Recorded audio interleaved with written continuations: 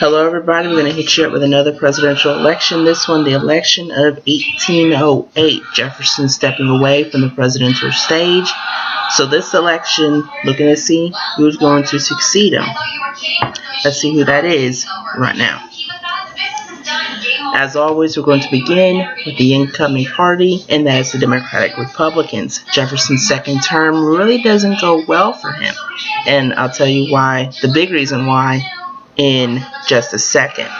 But the incoming party is the Democratic Republicans. Jefferson doing pretty much what Washington did in 1796, and that is step away after 2 terms. So the Democratic Republicans are now looking to replace him. Some of the candidates they have in mind are Jefferson's Secretary of State, James Madison of Virginia, James Monroe, a fellow Virginian who is a former U.S. ambassador to the United Kingdom or Great Britain. And then we also have the sitting Vice President, George Clinton of New York. Not only Clinton was vying for the presidential nomination, he's also going to vie for the vice presidential nomination. He's looking to get renominated as vice president, and he's facing opposition from the Secretary of War Henry Dearborn of Massachusetts and Senator John Quincy Adams of Massachusetts. Remember that name because that name's going to be mentioned in an upcoming election video. Now, with Jefferson and ready to retire, supporters of Madison worked carefully to ensure that Madison would succeed Jefferson. Monroe was supported by a group known as the Tertium Quids, who supported a weak central government and were dissatisfied by the Louisiana Purchase and the Compact of 1802. Clinton's support, meanwhile, came from the Northern Democratic Republicans who disapproved the Embargo Act, which we'll talk about in just a minute, and who sought to end the Virginia dynasty. They were getting tired of all these presidents being elected from Virginia. Washington was a Virginian. Jefferson was a Virginian. 2 of the candidates vying for the presidential nomination were from Virginia. Adams was from Massachusetts. 4 of the first 5 presidents, as a matter of fact, are going to hail from Virginia. But at the end of the day, it is going to be Madison who's nominated for the presidency by the Democratic Republican caucus in Congress, and George Clinton is going to be renominated for his position as vice president. Now, many Monroe and Clinton supporters refused to accept the results of the caucus. Monroe was nominated by a group of Virginia Democratic Republicans, and although he did not actively try to defeat Madison, he also refused to withdraw from the race. But don't worry, Monroe's going to get his time to shine. Clinton, who was also supported by a group of New York Democratic Republicans for president, even as he remained the party's official vice presidential candidate. Now, meanwhile, let's get to the Federalists. The Federalists obviously not learning about the butt kicking they received in 1804, and they're going to go with the same guys. Charles Cotesworth Pinckney, remember, former Minister to France from South Carolina, he is going to be nominated by the Federalists for president, and Rufus King, the former U.S. Senator from New York, is going to be nominated as vice president. Now, as I said earlier, Jefferson does not have a good second term. It's actually tradition in the United States presidency that if a president's reelected to a second term, that second term is not going to go well for him or her. We haven't had a woman yet, still. And this holds true for Jefferson. And the election was marked by opposition to the Embargo Act.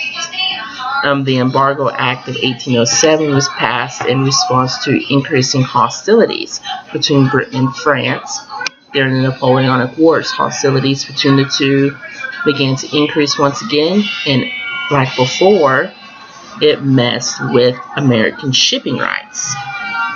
So Jefferson's kind of knee-jerk response, I suppose, is to pass the Embargo Act of 1807. And this act basically said, okay, we're not going to trade with anybody. Nobody is going to be allowed to trade with the United States, and we're just not going to trade with anybody. And this really sinks his second term, and it really hurts the economy of New England. This is disastrous for merchants in New England whose livelihoods are based around the business of trade. And this Embargo Act was also perceived as being too favorable to France. Remember, the United States had kind of maintained a neutral stance in the hostilities between Britain and France, saying, hey, this is your fight, we're not prepared for a war, this country's too young, we don't want to get involved in a war at the moment. But remember, France and Britain weren't exactly going to make it easy on the United States. And this really gave some oomph to the Federalists, and the Federalists were actually going to perform a little bit better than what they did in 1804. And we're going to get to those results right now.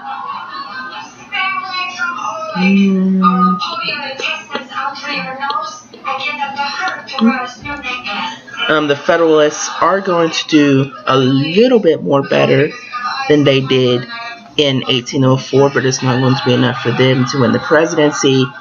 Madison is going to be elected president. He wins 122 electoral votes, while Pinckney and the Federalists get 47. Now Madison's going to carry 12 states to 5 for Pinckney. He is going to keep Pinckney is going to keep the states that he carried in 1804, Delaware and Connecticut, but he's also going to pick up Rhode Island. He's going to pick up Massachusetts, and he's going to pick up New Hampshire. 6 of New York's electoral votes go to George Clinton. Remember, Clinton had support of some of the New York Democratic Republicans, despite the fact that he was the Democratic Republicans' official candidate for vice president.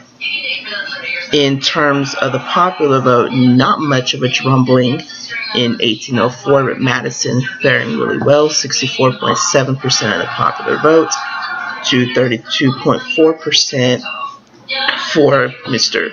Pinckney. So about 124,000 to 62,000 votes between these two.